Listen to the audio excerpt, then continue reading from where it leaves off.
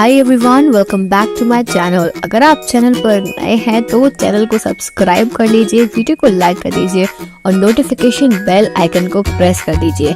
इस चैनल पर आपको मिलती है बेस्ट करियर गाइडेंस, यूनिवर्सिटी से रिलेटेड सारे अपडेट्स, साथ ही में फॉरेंसिक साइंस के स्पेशल लेक्चर्स। तो जल्दी से सब्सक्राइब कर लीजिए, लाइक कर दीजिए और वीडियो को शेयर करना मत भूलिए। Hi everyone, welcome back to my channel. I hope you all are doing good. तो आज का ये वीडियो फिर से हम लेकर आए हैं जिसमें हम आपको फॉरेंसिक एक्सपर्ट की एडवाइस देने वाले हैं। So today we are going to have a special guest with us, वो मैं आपको आगे बताऊंगी। और ऐसे ही एक्सपर्ट्स ओपिनियन जो है वो इस चैनल पर आपको मिलते रहेंगे। So today we will have a special guest with us, आपको बहुत जल्दी पता चल जाएगा। और आज के हमारे इस सेशन का जो टॉपिक रहेगा वो डिजिटल फॉरेंसिक से रिलेटेड रहेगा कि क्या करियर है, क्या स्कोप है, बेसिकली डिजिटल फॉरेंसिक्स होता क्या है, वो सारी चीजें आपको आज के वीडियो में देखने को मिलेंगी। So let's start today's interview. Hi everyone, welcome back to my channel. I hope you all are doing good. So today we have a forensic expert with us, Mr. Pawan, and he is a digital forensic expert and he is going to tell scope and opportunity in the field of digital forensics. So first of all, I welcome you to my channel. Thank you so much for joining us, Mr. Pawan.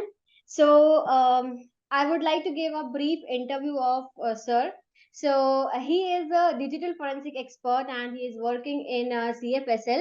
So today he will be guiding you regarding digital forensics. So welcome, sir. Hi. Thank you, Prancy. Thank you for your introduction. Okay, तो sir थोड़ा सा आप हमें अपने बारे में बता सकते हैं क्या? आई मीन स्टूडेंट्स को।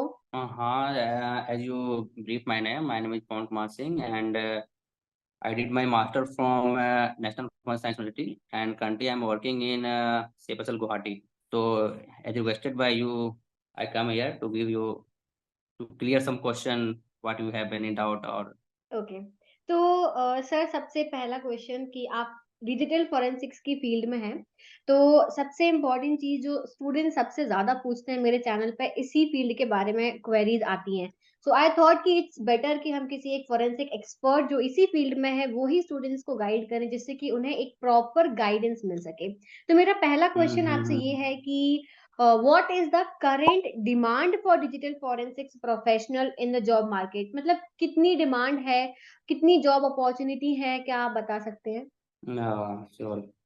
Like Prancy, you can see or every student can observe in our daily routine like cyber और साइबर सिक्योरिटी मीन्स जो भी साइबर रिलेटेड चीज़ें हैं अभी और डिजिटल रिलेटेड चीज़ें हैं वो अभी हर जगह हर तरह से मतलब कि काफ़ी अभी काफ़ी वो सब लोग उसी को यूज़ कर रहे हैं।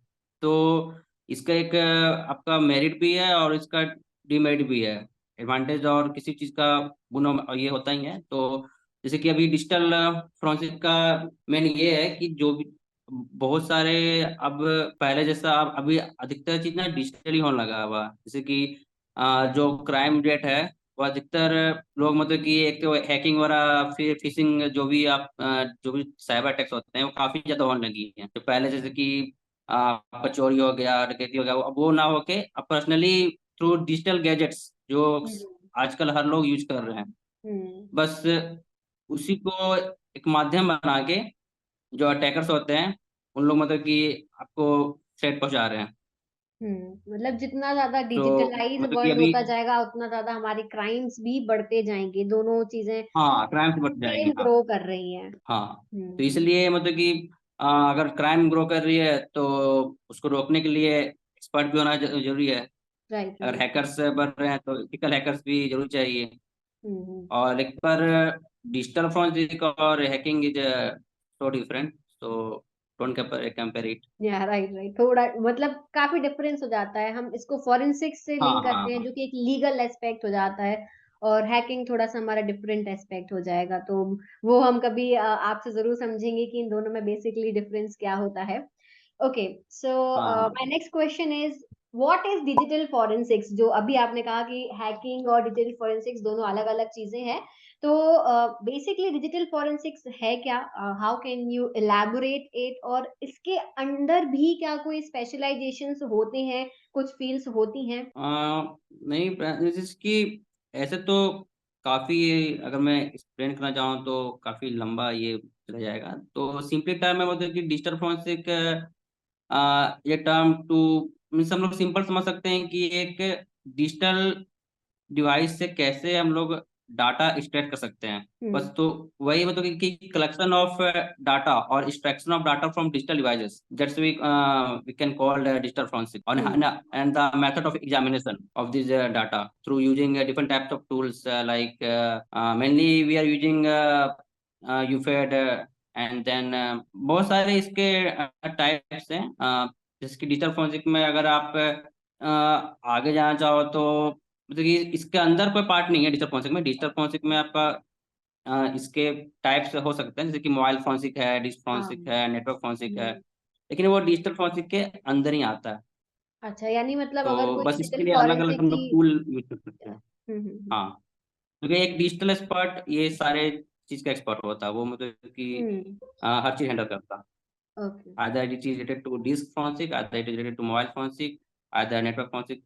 तो अगर कोई स्टूडेंट है जो डिजिटल फॉरेंसिक के ये फील्ड में जाना चाहता है, digital I mean forensic expert बनना चाहता है, तो उसको एक एजुकेशनल बैकग्राउंड क्या चाहिए होगा?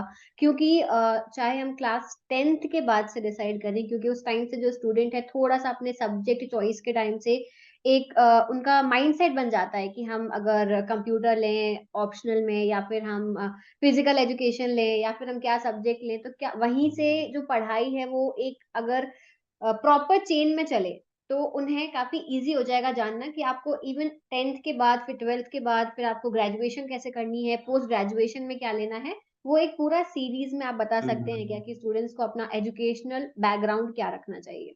जैसे कि फर्स्टली अगर कोई सिंपली अगर हम लोग को देखा जाए तो आप एक ग्रेजुएशन करके, सिंपल ग्रेजुएशन करने के बाद फिर मास्टर इन फोरेंसिक साइंस करके और कोई स्पेशलाइजेशन अगर साइबर हो तो आप मतलब कि हम्म। इस फील्ड में जा सकते हैं। और अगर आपको सेंट्रल या गवर्नमेंट ऑर्गेनाइजेशन में काम करना हो तो उसके लिए एग्जाम होते हैं, जैसे कि अभी सेंट्रल ऑर्गेनाइजेशन में फैक्ट का exam, through giving fact exam you can hmm. Work in central organisation.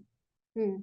और इसके अलावा अगर क्लास 12 के बाद अगर मैं बात करना चाहूँगा, अगर अगर मेरे मेरे पर्सपेक्टिव से अगर आपके लिए सही यही होगा कि हम्म। आप पहले मतलब कि कोई भी साइबर से रिलेटेड सब्जेक्ट जैसे बीसीए हो गया या बेसिक कंप्यूटर साइंस हो गया। अगर आप जनरल हैं करना चाहते हैं बीएससी सिंपल नॉर्मल ग्रेजुएशन, क्योंकि बीटेक बहुत लोगों के लिए अफोर्डेबल नहीं होता। तो हम्म। अगर नॉर्मल फोरेंसिक्स से अब नॉर्मल ग्रेजुएशन से आप चाहे तो ये दोनों कर सकते हैं, बीसीए या फिर basic forensics, BSc computer science. और उसके अलावा अगर आप बीटेक कर रहे हैं तो यू आर आल्सो एलिजिबल। और उसके बाद फिर आप अगर मास्टर करना चाहते हैं तो मास्टर में अगर आप जैसा आपका इंटरेस्ट, अगर आपको फोरेंसिक साइंस से मास्टर करना है तो आप उस पर भी कर सकते हैं। और अगर आपको एमटेक करना है तो आप एमटेक करने के बाद भी ये ऑप्शन चूज कर सकते हैं। हम्म। और एमसीए करना है वो भी चूज कर सकते हैं।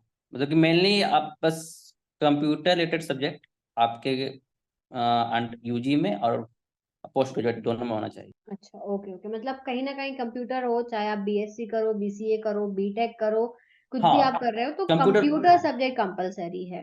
हाँ computer is mandatory, computer subject mandatory. Okay. और ऐसा मतलब 12th का तो कुछ नहीं रहता ना कि 12th में तो किसी भी सब्जेक्ट से पढ़ के निकल सकते हैं, ऐसा कुछ उसमें नहीं है कि उधर देखना पड़ेगा कि हमारा कंप्यूटर सब्जेक्ट था या नहीं 12th में? नहीं ऐसा नहीं है, लेकिन अगर ट्वेल्थ में आपका कंप्यूटर रहा तो it is better for you. हाँ, अच्छा रहेगा, वो बेनिफिट हो जाएगा, एडवांटेज लाइक होता है। दे विल हैव हाँ, नॉलेज हाँ, ऑफ दैट फील्ड फ्रॉम हाँ। 12th only. Okay okay. Hmm. So ठीक है, आई होप कि क्लियर हो गया होगा स्टूडेंट्स को कि उन्हें एजुकेशनल बैकग्राउंड क्या रखना चाहिए। इसके बाद में कि जो अभी मैंने आपसे टाइप्स पूछे थे कि what are the different types of field जो फोरेंसिक, डिजिटल फोरेंसिक्स के अंदर क्या क्या ऐसी चीजें आती हैं जो पढ़ी जाती हैं बेसिकली?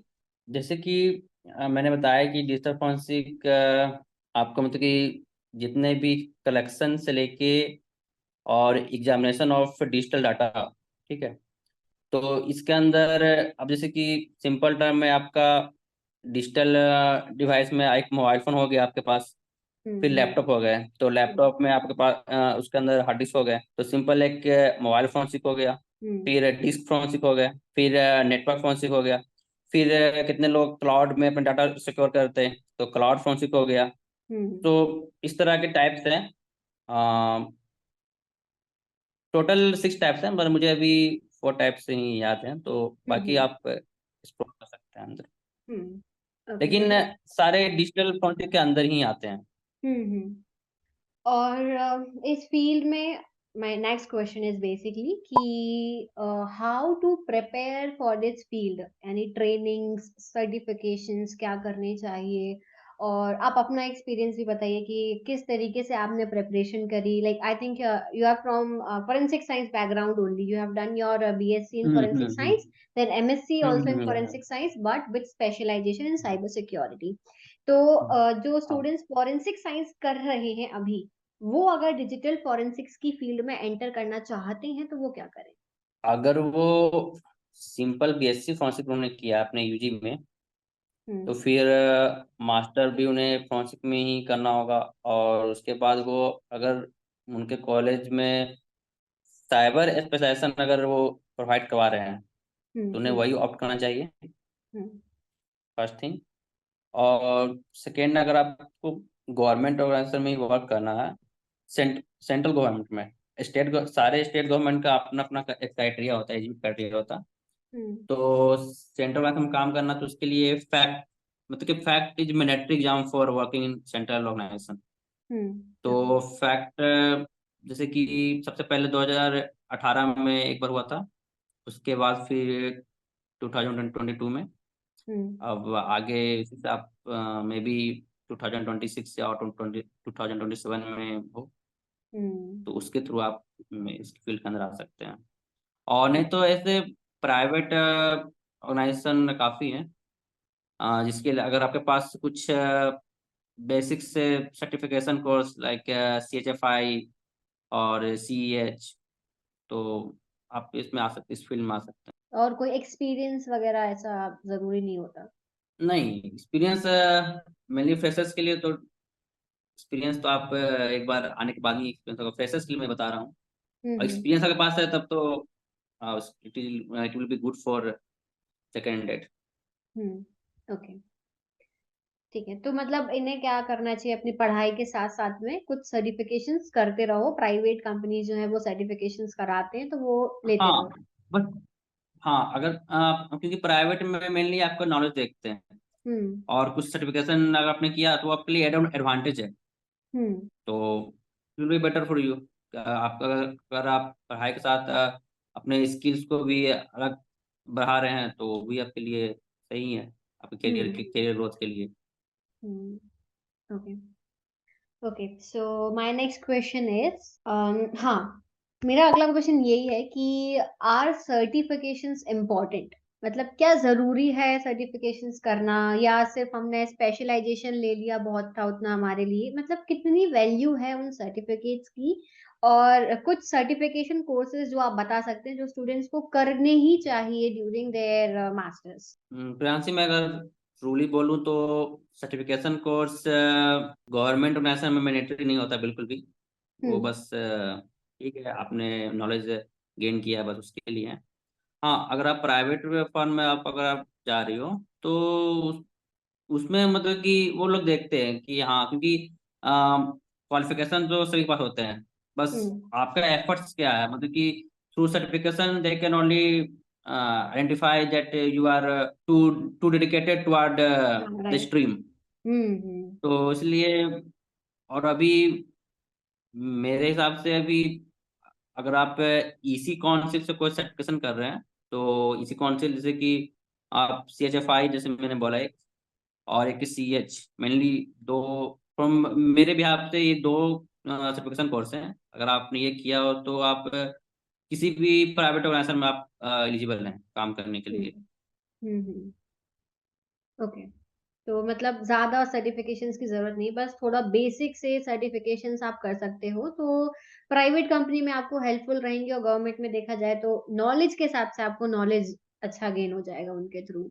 हाँ हाँ, हम प्राइवेट के लिए मतलब कि अभी मेनली तो CH के ही वो डिमांड करते हैं हर जगह। अगर फ्रेशर है तो mainly they are asking for you have CS certified और नॉट।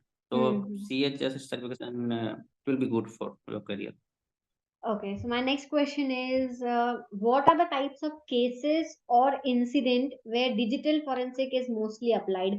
मतलब आप बेसिकली बहुत अगर हम अभी के टाइम की बात करें तो सबके पास मोबाइल फोन है, सबके पास एंड्रॉइड है, आईफोन्स है, और हम्म जो फ्रॉड होते हैं वो सबसे ज्यादा इसी से ही होते हैं। फोन मतलब हमारे लिए जितना अच्छा है उतना ही ज्यादा हानिकारक भी है, और अच्छे खासे हाँ पढ़े हाँ। लिखे इंसान के साथ में भी एक ना एक बार फ्रॉड हुआ, या तो उनके फैमिली में या रिलेटिव्स में या किसी के भी बीच में हम्म। उनके साथ में, जो वो पैसों वाला होता है ना सीन जिसे हम बोलते हैं, वो सबसे ज्यादा हुआ होगा।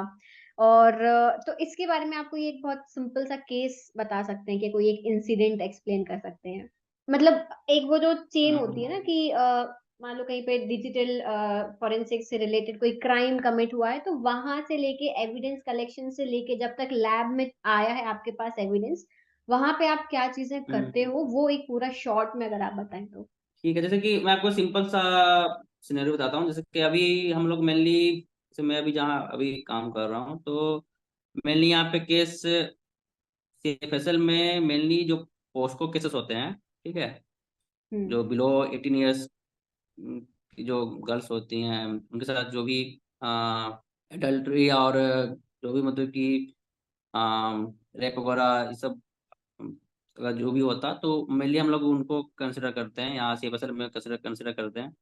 तो वो केस आता है तो मेनली क्या होता है कि किसी ने मतलब कि फिजिकल रिलेशनशिप किया, स्टेब्लिश किया उस लड़की के साथ, फिर उसका एक वीडियो बना लिया या फिर कुछ अनसीन फोटो और न्यूड फोटो उसका ले लिया, और फिर उसको उसको उसी के थ्रू उस लड़की को या उसके घर वालों को ब्लैकमेल कर रहे हैं कि हम्म। मुझे इतने पैसे दो वरना मैं ये कर दूंगा, वायरल कर दूंगा या फिर कहीं डाल दूंगा। हम्म। तो मेनली हमारे पास अगर उस टाइप का केस आता तो मेनली जो एक्यूज पर्सन है, जो कल्पिट है, उसका फोन या फिर विक्टिम का फोन, जिसमें अगर उसने भेजा हो कि ये मेरे पास फोटो है, तो हम्म। वो हमें बस या अगर वो विक्टिम विक्टिम है तो उसके पास तो वो चीज रहेगा ही। हम्म। और अगर वो एक्यूज पर्सन है तो जाहिर सी बात है कि उसने कर दिया, उसने वो वीडियो या फोटो जो भी उसने लिया होगा उसको वो कर सकता है, रीड भी कर सकता है। हम्म। तो हमारे पास कुछ सॉफ्टवेयर होते हैं, तो उसके थ्रू मतलब कि जो डिलीट फोटो या वीडियो होते हैं वो भी मतलब कि हम लोग सिंपली रिकवर कर सकते हैं।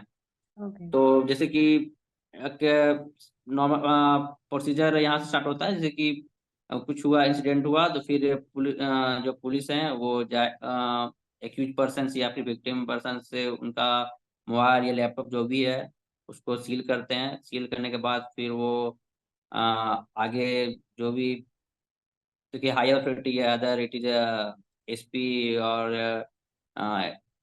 जज, जो भी लोअर कोर्ट के जज हो गए, चाहे हाई कोर्ट के जज हो गए, जैसा मतलब कि वो डिमांड करते हैं कि ये एग्जिबिट, मुझे इस एग्जिबिट से ये चीज चाहिए, हम्म। तो वो केस लेके वो एक प्रॉपर उसका एक चार्जशीट बनता है, एक डॉक्यूमेंट तैयार करके फिर वो हमारे पास ले आते हैं। हम्म। और उसके थ्रू फिर हम लोग देखते हैं कि हम लोग ये चीज कर सकते हैं नहीं कर सकते हैं। और फिर जो भी वो एग्जिबिट लाते हैं, यानी कि जिसमें कि मोबाइल फोन और लैपटॉप और हार्ड डिस्क, पेन ड्राइव, जो भी डिजिटल डिवाइसेस हो, तो वो फुल्ली सील होता। फिर फिर हम लोग उस केस को देख लेते हैं कि हम लोग कर सकते हैं, तो फिर हम लोग उस केस को एक्सेप्ट करते हैं। उसके बाद फिर हम लोग एक केस ओपनिंग प्रोसेस होता, उसमें हम लोग उस एग्जिबिट को ओपन करते हैं बाय रिकॉर्डिंग थ्रू कैमरा। मतलब कि प्रॉपर एक केस ओपनिंग रूम होता है, हम्म। उसमें कैमरा लगे होते हैं, तो हम लोग वीडियो रिकॉर्ड करके सारा एग्जिबिट को ओपन करते हैं कि हम लोग ने किसी चीज़ को मैनिपुलेट नहीं किया है, जैसा है ये है। और उसके बाद by using our digital forensic tools हम लोग उससे डाटा एक्सट्रैक्ट करते हैं। और उसके बाद फिर उसको दोबारा से proper chain of custody maintain करने के बाद हम लोग उसको रिपोर्ट कर देते हैं, एक ओके। रिपोर्ट बना के। और उसके बाद फिर हम लोग हम जो भी उस केस के आए हुए हैं उनको दे देते हम्म। हैं। ओके। तो मतलब जनरली बात करें तो लोग जो सोचते हैं कि अगर हमने फोन से कुछ डिलीट कर दिया तो वो डिलीट हो गया, बट अगर ने कोई क्राइम किया है, आप भले ही उसको कितना भी आप उसको छुपाओगे, आपके जो जिसे बोलते हैं हम डिजिटल फुटप्रिंट्स जो है वो वहीं रह जाएंगे, तो वो हाँ, इजीली मिल सकते हैं, आप राइट। पकड़े जा सकते हो। तो जितने भी लोग ये करते हैं, किसी लड़की को या किसी को भी, लड़की हो चाहे लड़का हो, किसी को भी आप अगर ब्लैकमेल करते हो इन सब चीजों को लेके, then it is a crime and you can be caught very easily. हाँ। Okay. So let's come to our next question, which is what are the new things and technology in digital world and how can students get ready for them? Like अगर हम बात करें कुछ पिछले 10-20 सालों की हम बात करते हैं अगर, तो डिजिटली जो हमारा इंडिया जो है बोलते डिजिटलाइज हो रहा है, तो कितना चेंज आया है, क्या क्या जो टेक्नोलॉजीज हैं, चाहे वो मोबाइल फोन्स हो, लैपटॉप्स हो, कोई भी चीज है, कितना चेंज आया है पहले के समय में और अभी के समय में, और जो क्राइम रेट है, क्राइम्स जो है वो किस तरीके से बढ़ गए हैं। और थोड़े बहुत आप मुझे बहुत सिंपल से क्राइम जो डे टू डे लाइफ में किसी के भी साथ हो सकते हैं उनके बारे में आप बताइए।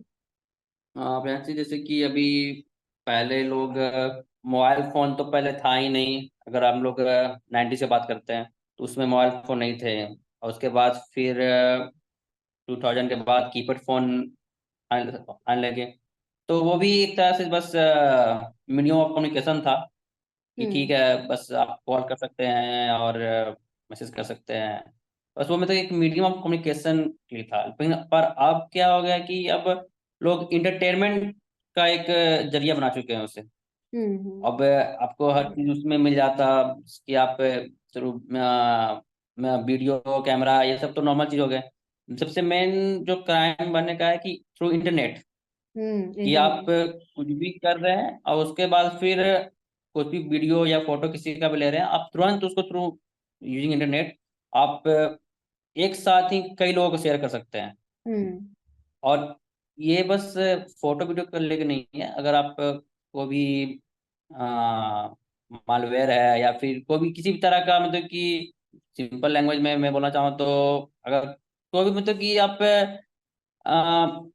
मालवेयर अटैक मेनली जैसे कि फिशिंग अटैक होता है, उसमें क्या होता है कि आपसे आपके मेल के थ्रू या फिर आपके मैसेज के थ्रू वो एक लिंक भेजे, और हाँ फिर हाँ। आपने उस लिंक पर क्लिक किया, बस अब देखिए आपका हर चीज जो अटैकर है वो एक्सेस कर सकता है। तो ये हम्म चीज अभी काफी हो रहा है। और उसके बाद फिर बैंकिंग फ्रॉड से सब अवेयर ही हैं कि किस तरह हम्म। बैंकिंग फ्रॉड हो रहा है। और अभी फिर सबसे न्यू में तो एआई ही चल रहा। एआई, हाँ ये तो तो बहुत खतरनाक चीज हाँ है। तो थ्रू हाँ तो थ्रू एआई के चीज पर अभी तक एआई से रिलेटेड हमारे पास कोई केस तो नहीं आया है। लेकिन हम्म इससे भी काफी क्राइम हो रहा है। हम्म। तो मतलब लोगों को अवेयर रहना चाहिए कि जो फालतू के लिंक आ रहे हैं आपको मेल्स पे या इवन व्हाट्सएप पे भी, जो ग्रुप्स वगैरह होते हैं उन पे लिंक आ रहे हैं, उनमें जबरदस्ती क्लिक करके हर चीज ओपन करने की जरूरत नहीं है। हाँ, मेन बस सिंपल सा ये है कि अगर आपके काम के अलावा कुछ भी हम्म। अगर एक्स्ट्रा चीज आप एक्सेस कर रहे हो, तो मतलब कि आप जैसे कि कोई भी आप लिंक खोलते हो, जैसे कि किसी को मूवी डाउनलोड करना होता है, तो मतलब हम्म कि मूवी डाउनलोड करना, तो उसमें क्या होता है कि आप एक लिंक खोल रहे हो लेकिन उसके पीछे कई लिंक खुद ब खुद ओपन हो जा रहे हैं। और हम्म। कितने उसमें एक्सेस मांगते हैं आपके फोन स्टोरेज के, आपके कैमरा के। तो ऐसे कितने सारे टूल्स सॉफ्टवेयर होते हैं, उनकी ऐप पर डिजाइन किए जाते हैं कि जो आपके बैकग्राउंड में भी रन करता रहता है। आपको लगता है कि हम्म आपने बंद कर दिया तो ठीक है, पर लेकिन वैसा नहीं होता, वो बैकग्राउंड में भी रन करते रहता है और आपके डाटा को ट्रांसफर करते रहता। तो आपको मतलब कि जो भी आपके यूज के एप्स हैं या फिर लिंक है, आप बस उसी को एक्सेस करो, हम्म। तो आप सेफ रहोगे।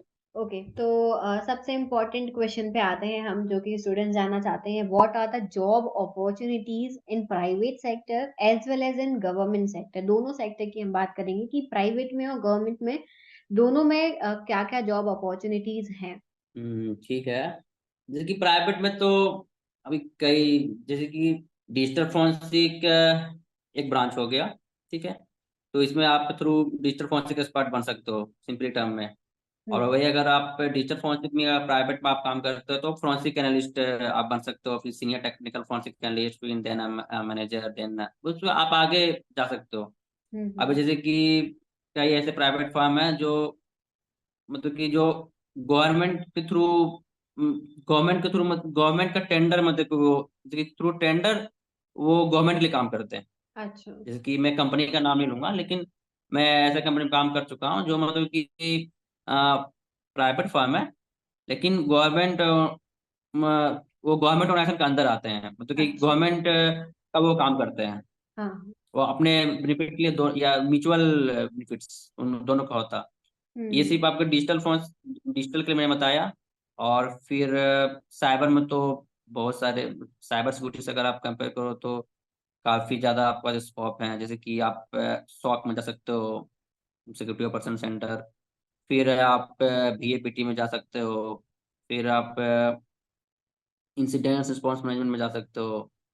और इसके फिर काफ़ी मतलब कि काफ़ी प्रमोशन होता है। नॉर्मली आप या तो एसोसिएट बनोगे या फिर एक्जीक्यूटिव बनोगे, और उसके बाद तो मतलब फिर ये काफ़ी क्या मतलब कि डिजिटल डिजिटल फॉरेंसिक्स और साइबर सिक्योरिटी ये दोनों डिफरेंट होते हैं या मतलब लगभग सेम हाँ सेम हाँ ही है? हाँ, ये दोनों डिफरेंट है, दोनों डिफरेंट है। अच्छा। ओके। डिजिटल फोरेंसिक में मतलब कि अगर as compared to digital forensic, जो कि आपके पास ज़्यादा स्कोप साइबर सिक्योरिटी में है। हाँ। ओके। क्योंकि डिजिटल फोरेंसिक और अभी अभी का जो नॉर्मल जो ट्रेंड चल रहा है कि भाई मुझे 12 लाख का पैकेज चाहिए, 20 लाख का पैकेज चाहिए, तो ये आपको डिजिटल फोरेंसिक में नहीं मिल सकता। ये हम्म। ट्रू फैक्ट है। हाँ, अगर डिजिटल फोरेंसिक अगर आप चाहते हो अपनी, तो आप आपका अगर पैशनेट हो उस फील्ड में तो आप डिजिटल फोरेंसिक में आओ। लेकिन आपको सोचना है कि मैं बस 1 साल काम करूंगा, अब 2 साल काम करूंगा, फिर मेरा पैकेज 12 लाख हो जाएगा, 16 लाख हो जाएगा, तो ये चीज डिजिटल फोरेंसिक में नहीं है। हाँ, अगर आप अच्छा। साइबर में जाते हो तो उसमें आप इजीली इतना अर्न कर सकते हम्म। तो मतलब साइबर सिक्योरिटी की फील्ड में भी स्टूडेंट्स को थोड़ा ध्यान देना चाहिए क्योंकि काफी स्कोप है इसमें। प्राइवेट में बेसिकली ज्यादा साइबर सिक्योरिटी को लेके ज्यादा स्कोप है। और ऑब्वियसली हो। हाँ हाँ एंड गोल स्टूडेंट्स का ये होता है कि हमें अच्छे पैकेज की जॉब मिल जाए। तो अगर उन्हें हाँ। चाहिए तो दोनों हम्म। को साइड साथ लेके चल सकते हैं, डिजिटल फॉरेंसिक्स भी और साइबर सिक्योरिटी में अगर वो जाए तो, है ना? हाँ, ओके। बिल्कुल बिल्कुल। तो आज का लास्ट क्वेश्चन कि what is the expected salary? एक फॉरेंसिक एक्सपर्ट की बात करेंगे, मतलब हम दोनों की बात करेंगे। डिजिटल फॉरेंसिक एक्सपर्ट जो होता है, अब उसे हम साइबर सिक्योरिटी से भी अभी फिलहाल में हम लिंक करेंगे। जो बेसिक डिफरेंस है वो मैं कभी और डिस्कस करूंगी, बट हम अभी उस पूरे को साइबर हाँ हाँ सिक्योरिटी डिजिटल फॉरेंसिक्स को लेके ही यहाँ पे डिस्कस करेंगे कि प्राइवेट में और गवर्नमेंट में एक एवरेज एक्सपेक्टेड मतलब एक रेंज आप बता सकते हैं कि किस रेंज के बीच में सैलरी रह सकती है? normal for freshers, like in private firm, they only give around 3 to 5 lakh LPA। हम्म। आपका ये एनुअल इनकम की 3 लाख to 5 लाख के बीच में वेरी करेगा अगर आप फ्रेशर हो तब। और वही गवर्नमेंट में अगर आप फ्रेशर हो तो 4.5 to 6 LPA या गवर्नमेंट हम्म। में एज फ्रेशर। हम्म। और उसके बाद फिर अगर आप थोड़ा एक्सपीरियंस करने के बाद गवर्नमेंट में तो काफ़ी मतलब कि आप अगर आपका परमानेंट आप कहीं जॉब में लग जाते हो तो the package is good around 10 to 12 lakh. और ओके। प्राइवेट में तो इट विल वेरी अराउंड कि आपका नॉलेज क्या है, आपका स्किल कैसा है। इसमें हम्म। प्राइवेट में तो आप जब चाहो उतना आप जितना जितना आपका कैपेसिटी है, आपका नॉलेज है, उसके अकॉर्डिंग आप अर्न कर सकते हो। मतलब इस फील्ड में उसमें कोई कुछ फिक्स एक नहीं है। फिक्स नहीं है, आप में जितनी फिक्स कैपेबिलिटीज हैं, नहीं है, हाँ जितना आप में टैलेंट है, हाँ उसके अकॉर्डिंग आपको प्राइवेट में पे किया जाएगा। हाँ हाँ, बिल्कुल। Okay. Okay. So I guess कि काफी सारे स्टूडेंट्स जो इस फील्ड में एंटर करना चाहते हैं उनको काफी हेल्प मिली होगी ये सारी चीजें जान के, और उनका एक जो कंफ्यूजन होगा कुछ क्वेश्चंस को लेके वो उनका क्लियर हुआ होगा। इसके अलावा भी अगर किसी को कोई भी डाउट है तो वो कमेंट सेक्शन में पूछ सकते हैं। उन डाउट्स को भी क्लियर किया जाएगा। And thank you so much for joining us, thank you so much for giving your precious time. And thank you so much, everyone, for Thank you, watching this friends. video. I'll see you soon in the next video. Till then, take care, everyone. Bye bye.